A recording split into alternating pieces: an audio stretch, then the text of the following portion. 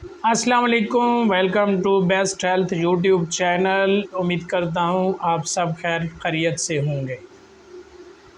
آج ہم بات کریں گے جسم میں گلٹیاں اور رسولیاں کیوں بنتی ہیں اور ان کا ہومیوپیتھک علاج کیا ہے۔ آگے بڑھنے سے پہلے آپ ویور سے گزارش ہے، اگر آپ ہمارے چینل پہ نئے ہیں تو ہمارے چینل کو ضرور سبسکرائب کریں، بیل آئیکن کو پریس کریں تاکہ آنے والی نئی ویڈیو کی اپڈیٹ آپ تک پہنچتی رہے۔ ویورز، جب جسم میں ریشہ بلغم اور چربی بڑھ جاتی ہے تو جسم میں حرارت کی کمی کی وجہ سے ریشہ بلغم اور چربی تحلیل ہونے کی بجائے جم کر گلٹیاں اور رسولیاں بن جاتی ہیں۔ ویسے تو جسم میں کئی اقسام کے گلٹیاں اور رسولیاں پائی جاتی ہیں، ان میں سے دو اہم اقسام ہیں، ان کا ذکر کرتے ہیں، جنہیں لائپوما اور فائبروما کا ذکر کریں گے۔ جسمانی گلٹیاں سودا کی زیادتی سے پیدا ہوتی ہیں۔ یہ سوداوی مزاج کا مرض ہے۔ جب طبی لحاظ سے خشکی اور سردی جسم میں بڑھ جاتی ہے تو گوشت کے ساتھ موجود چربی ایک جگہ جمع ہو کر گلٹی کی شکل اختیار کر لیتی ہے۔ نمبر 1، بغیر درد والی گلٹیاں لائپوما کہلاتی ہیں اور سخت اور درد والی گلٹیاں فائبروما کہلاتی ہیں۔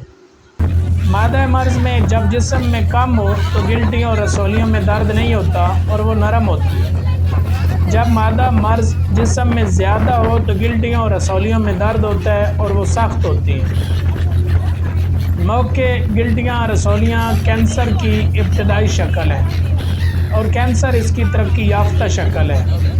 گلٹیوں اور رسولیوں کا علاج وقت پر نہ کیا جائے تو یہ مرض کینسر کی شکل اختیار کر جاتا ہے۔ اسی طرح نرم اور سخت گلٹیاں اور رسولیاں، درد اور بغیر درد والی گلٹیاں اور رسولیاں، یا نرم اور بغیر درد والی گلٹیاں اور رسولیاں اس مرض کی ابتدائی شکل ہیں۔ سخت اور درد والی گلٹیاں رسولیاں یہ مرض کی ترقی یافتہ شکل ہے۔ جب مادہ مرض جسم اور گلٹیوں اور رسولیوں میں زیادہ دیر رکا رہتا ہے تو وہاں تعفن انفیکشن پیدا ہو جاتا ہے۔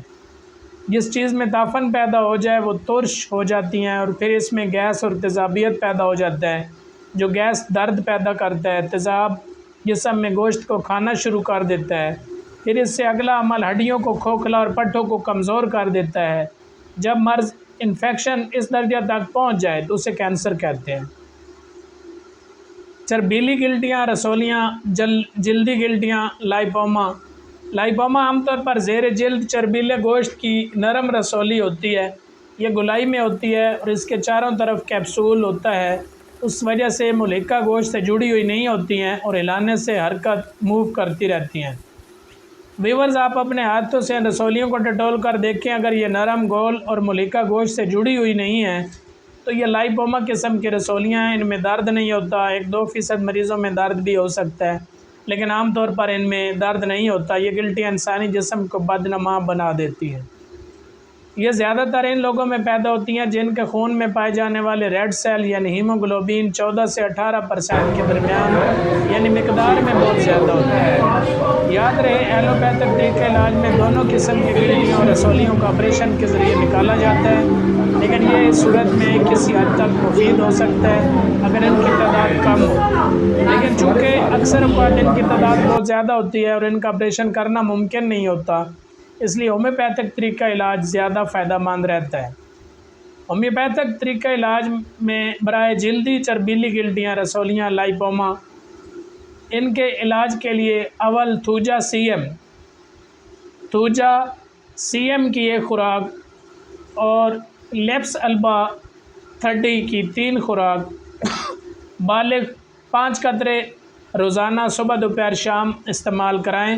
15 دن تک یہ دوا کھانے سے اگر ان رسولیوں میں کمی محسوس ہو تو یہ دوا جاری رکھیں، ورنہ پھر اسی کی دوا کی 200 طاقت کی ایک خوراک ہر 3 دن سے دینی شروع کریں اور مکمل آرام آنے تک اسے جاری رکھیں۔ اب آتے ہیں فائبروما کی طرف۔ یہ رسولیاں لائپوما کی نسبت ذرا سخت ہوتی ہیں اور عام طور پر گوشت سے جڑی ہوئی ہوتی ہیں، اس کے گرد کیپسول نہیں ہوتا۔ یہ بھی جسم کے ہر حصے میں پائی جاتی ہیں، لیکن عموماً زیادہ بڑی نہیں ہوتی اور بہت آہستہ آہستہ بڑھتی ہیں۔ اس قسم کے رسولیوں میں کینسر کے آثار پیدا ہو سکتے ہیں، ایسی صورت میں ان کا فوراً علاج کرانا نہایت ضروری ہے۔ ہومیوپیتھک طریقہ علاج: چربیلی گلٹیاں، رسولیاں، جلدی گلٹیاں، فائبروما۔